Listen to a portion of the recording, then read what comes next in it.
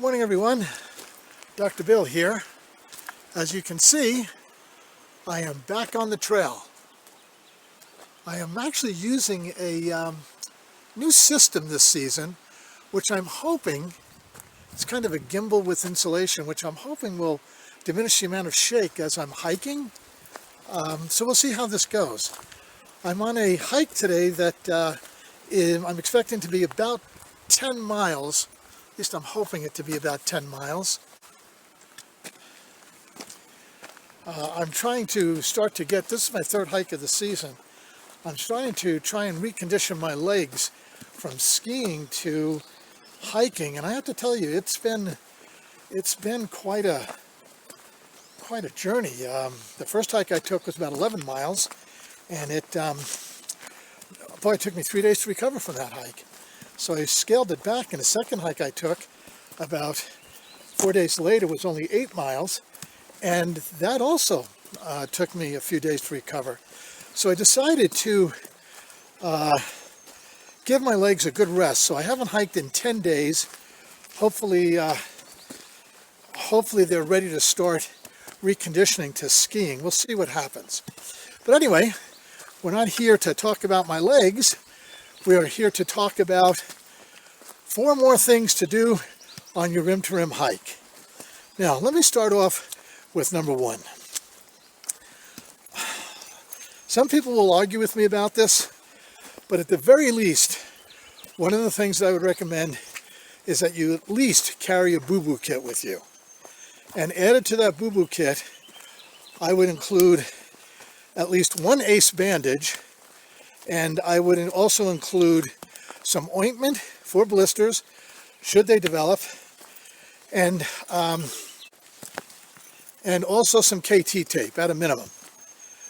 Now, I know some people who have done rim to rim, and they don't take any medical supplies with them. But boy, I wouldn't recommend that. When I did my rim to rim hike, I actually took, and I went a little bit overboard, but I actually took a full FAQ with me, including an Israeli bandage. I don't know what I thought I was going to run into, but I did it both times. But if I did run into any kind of a significant medical adversity, oh, by the way, in addition to the Israeli bandage, I also brought 3 ace bandages with me. And by the way, very happy to say, never needed to go into the kit once. So that would be the first thing I would recommend. At the very least, bring a boo-boo kit with you with some KT tape and some ointment for blisters. Now, the second thing that I would recommend, and I know I'm probably going to get some real pushback on this from some purists, and that's okay, but one of the things I really recommend is wearing sock liners for this hike. I actually brought 2 pair with me, changed them in and out at 12 miles. So all I can say is this: I've made 3 trips into the Grand Canyon, 2 rim to rims in each direction, and 1 to a point about 2 miles below Havasupai Gardens. And I've never so much as got a friction spot. And I wore the sock liners with me each time, and they worked beautifully.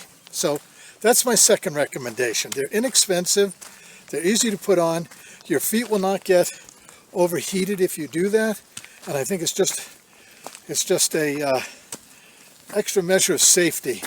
You know, when I did my hikes, I saw a number of people who developed blisters, bad blisters, and it just ruins what is a magnificent hike.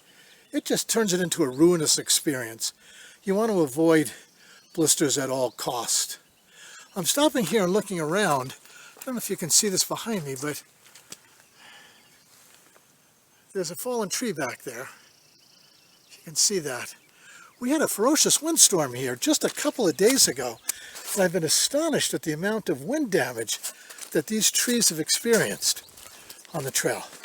Anyway, I'm going to hike this leg of the trail until the snow turns me around, and then I'll start making up the rest of the trail after that.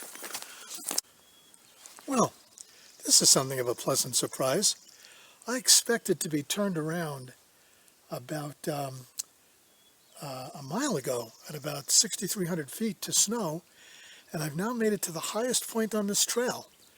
So I will be able to do a high altitude point-to-point hike today as opposed to a low altitude, which is really exciting. It looks, as near as I can tell, it looks like the snow. Here, let me show you behind me. There's snow all around me, but the trail is still passable. It looks like the impassable snow, or the snow that I would need to have snowshoes for, is probably about 50 vertical feet above me. I'm currently at about 7,200 feet at this point. So, listen, getting to number three, I'd strongly encourage you, before you go on your hike, before you leave for your hike, examine your socks very, very closely. It's not uncommon, unless you're using a brand new pair of hiking socks, it's not uncommon to find small, almost undetectable holes in your sock, wear holes, and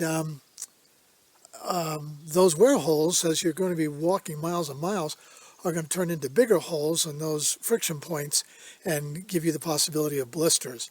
So again, any part of your sock that's going to be in the shoe, closely examine that and make sure that you don't have any holes in your sock.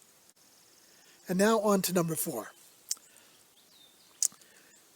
One way or another, make sure before you leave the Grand Canyon that you stop into the gift shop and get yourself a rim-to-rim shirt. My wife found a really nice long sleeve shirt for me. But you don't want to do that really incredible hike and then forget to get your commemorative shirt that you can wear to brag about the fact that you've completed the rim-to-rim hike. And you can usually find those rim-to-rim shirts in the gift shops.